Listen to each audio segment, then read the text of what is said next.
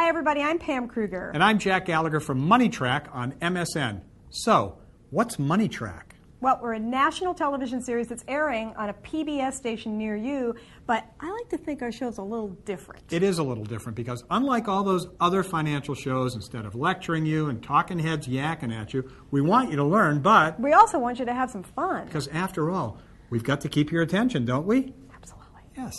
Watch. Okay, guys, come on in. Tracy and Francine are house hunting. They're tired of renting an apartment and have saved up for a down payment. We're just ready for it. We're ready for a house. But should they buy or rent and use their down payment money in other investments? It just feels like it's still throwing money away. And if we're going to move into a home, we really want to start making that equity. How do you really know when it's better to buy a home or rent? That's right. There are emotional attachments to owning your own home. It's mine. It's all mine. And there's family considerations too. It's the American dream, right? But financially, buying versus renting is a balancing act. Most of the time, if the appreciation in the house goes up the cost of living percent, for example, if the cost of living goes up 3% and the appreciation of the home goes up 3%, most analysts will tell you it's probably a good idea to buy a house.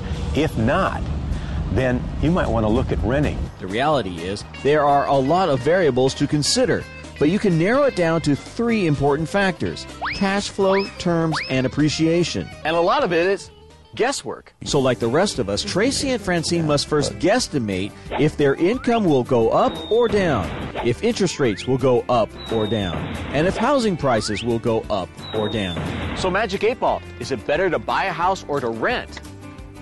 Oh, concentrate and ask again. Okay, let's concentrate some more. Tracy and Francine must also figure out the cost of buying the house, fees, points, and down payment, and then guesstimate the cost of owning it, adding in repairs, maintenance, and those ever-increasing property taxes and insurance payments. On the other hand, with renting, you just cut the landlord a check and send it off because the landlord assumes all these other expenses. But he gets the home ownership tax breaks. The renter doesn't. You seriously want to be watching this? So where are Tracy and Francine in regards to cash flow? Tracy makes good money as a video editor.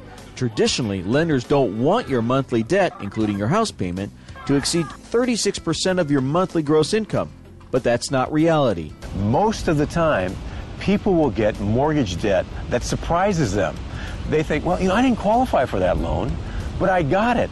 There's a lender out there, typically, if you've got a job, who will help you find a way to get in the house.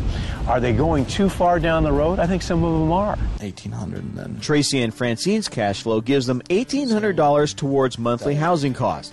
Based on cash flow, buying is a good option for them because renting a comparable house is about the same cost per month. But now factor in terms and appreciation. The rule of thumb here, the longer you hold the house, the less appreciation you need to beat renting. And the opposite is true. The shorter you hold the house, the more appreciation you need to beat renting. This is where more guesswork comes in.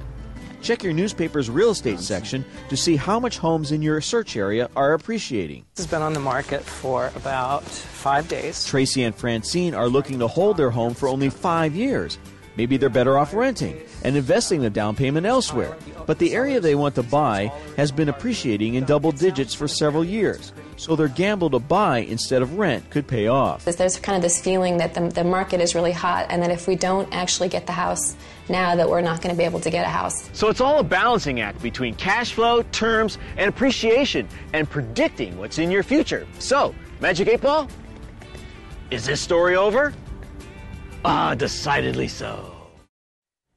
Now, after seeing that, I bet you want to learn a little bit more about financial education, investing. Well, you're in the right place because MSN Money has all the tools, all the calculators, and great articles that can get you where you need to go. In other words, we can keep you on track. Speaking of Money Track, the links below are very helpful. Click on Money Track to find out when and where you can watch our show on PBS. Very important. And also, you might be interested, Money Track is underwritten entirely by the nonprofit Investor Protection Trust. Click on the IPT link to find out what they're doing to promote investor education. And just in case you've been daydreaming a little bit about retirement, we have lots of great lifestyle ideas for all you retiree wannabes. I made that up. You did. I did. Good. I'm giving you full credit. Stop it.